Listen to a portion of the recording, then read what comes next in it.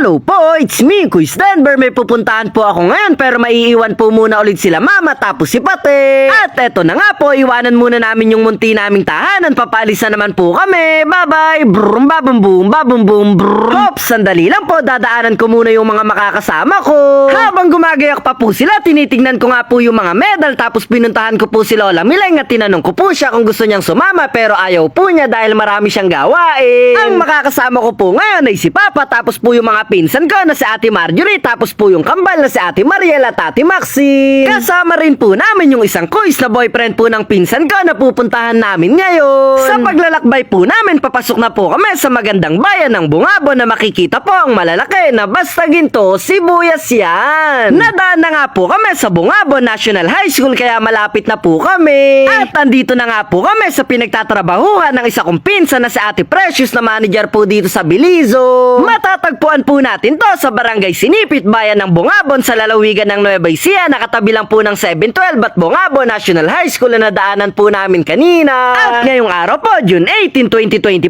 ang pagbubukas ng Bilizo sa bayan ng Bungabon ay yung tinatawag po na grand opening. Wow, English yun ah. Pagpasok po namin sa loob, sinalubong na po nila agad kami at makikita po ang magagandang ngiti sa kanilang mga labi, lalo na po yung pinsan kong si Ate Precious. May inabot po sa amin na pamimilian ng bibilin namin kaya ipinakita ko na din po kila ate, tapos nung isusulat na po yung o-orderin, ako na po yung nagpresenta na magsulat. Nakakatuwa nga po na matitikman na naman namin ang masasarap na milk tea, shake at waffles po na tinda nila. Sakto nga po yung punta namin sa Bilizo dahil bagay na bagay po talaga sa nararamdaman nating init ng panahon ng mga milk tea at shake po nila dito.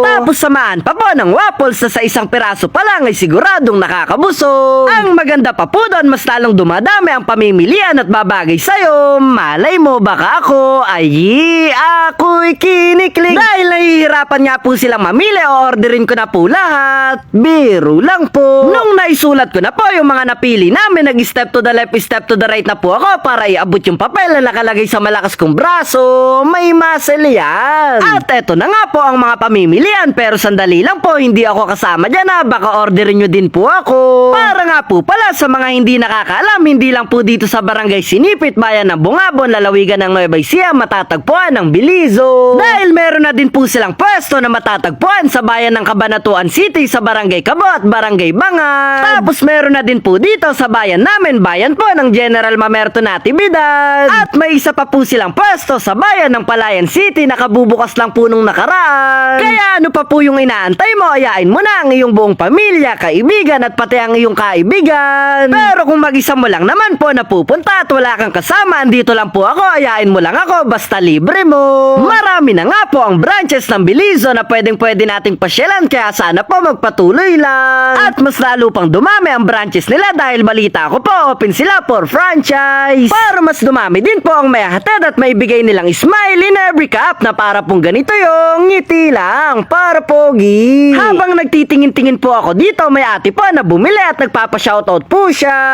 Mary Rose Olivia. Kaway po kayo. Tapos po, talon po.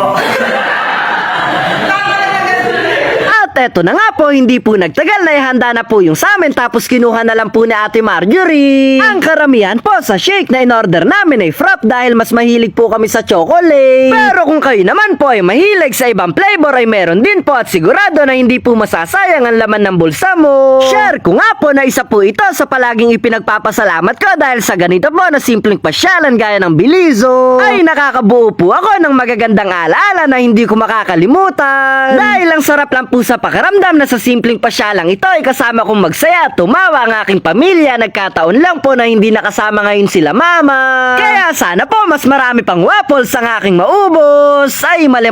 Kaya sana po mas marami pang beses na makasama ko ang aking pamilya at makabuo ng masasayang pangyayari gaya po na to dahil ang mahalaga ay importante. Ang importante, enjoy po natin ang bawat segundo ng buhay natin na kasama ang ating mga mahal sa buhay. Dahil maigsi lang po ang buhay, mas piliin natin palagi kung saan tayo magiging masaya. Kaya kung masaya ka po sa akin at napapatawa kita, piliin mo na ako. Ganun sana. Mayayari na nga po pala yung video. Salamat sa panonood mo. Sana nag-enjoy ka. Hindi ko na sayang yung load mo. Kita-kita na lang po tayo sa susunod na video.